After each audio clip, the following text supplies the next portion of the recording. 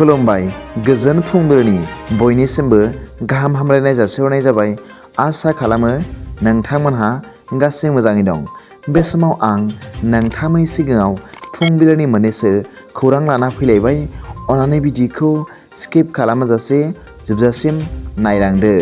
दिनैनि फुंबिलिनि मोननैसो रादाबफोरा जाबाय।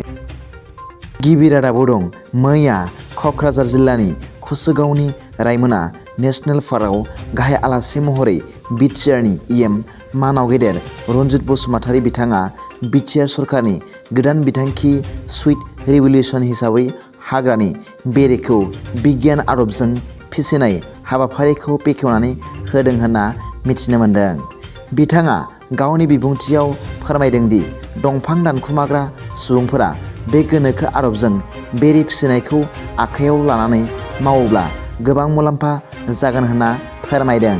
बिथाङा बुंबावदों दि ग्रीन रिभलिउसन हिसाबै बयबो आबाद मावनायफोराव बाहागो लायोब्ला थांना थानायाव गोबां मदद मोनगोन होनना फोरमायदों।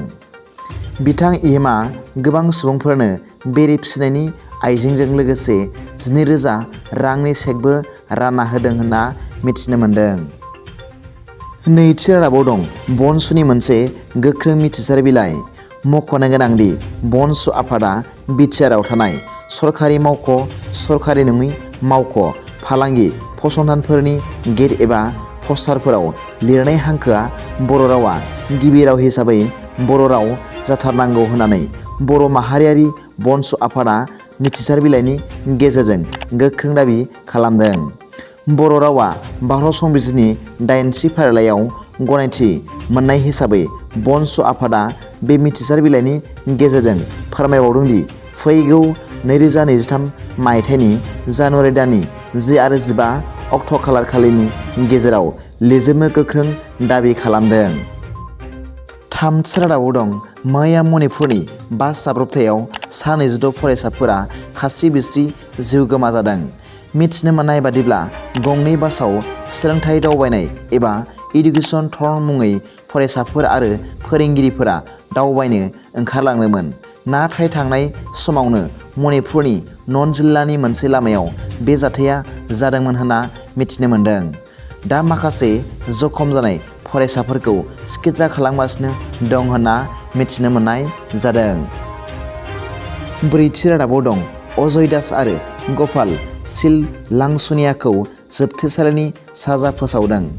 मिथिनो मोननाय बादिब्ला क'क्राझार जिल्लानि गसाइगाव महकुमानि सिङाव थानाय गसाइगाव फालबारा गामिनि थागिबि अजय दासखौ सासे उन्दै हिनजावसाखौ जिनाहारि खालामनायनि दायआव क'क्राझार स्पेसियेल कर्टआ बिजिरनायनि गेजेरजों मैया 20 बोसोर जोबथेसालिनि साजा फोसावनायजों लोगोसे 20,000 जुरिमाना फोनाङो आरो बेजों लोगोसे फकिराग्राम पुलिस थानानि सिङाव थानाय दिंगावनि थागिबि गपाल सिंखौ क'क्राझार बिजिरसालिया सासे उन्दै हिनजावसाखौ फुस्लायना जिनाहारि खालामनायनि दायआव 25 बोसोर जोबथेसालिनि साजा फोसावो होनना मिथिनो मोन्दों।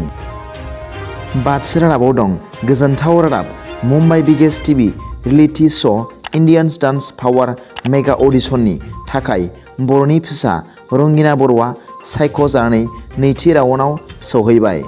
मिथिनो मोननाय बादिब्ला मुम्बाइआव थांनो नखराव रां गैयैलाय अनसुंथाइ बिदों। स्क्रिनाव नुनाय एकाउन्ट नाम्बाराव अन्नानै जायफोर गोसो गुदुंफोरा जा हायो अनसुंथाइ होगोन होनना आंनि चेनेलनिफ्राय जाना मिजिं थिबाय। दिनैनि फुंबिलिनि मोननैसो रादाबफोरा दा बेखिनिल'मोन।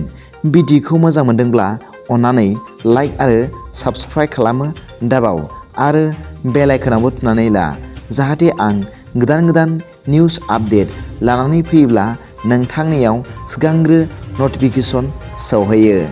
दा बेलासिनि रादाबाव नोंथांमोनखौ आंनि चेनेलाव गोसो गोथारै बरायहरनाय जाबाय। गोजोन्थों। एसेनोसै। जै बर' हारिनि जै।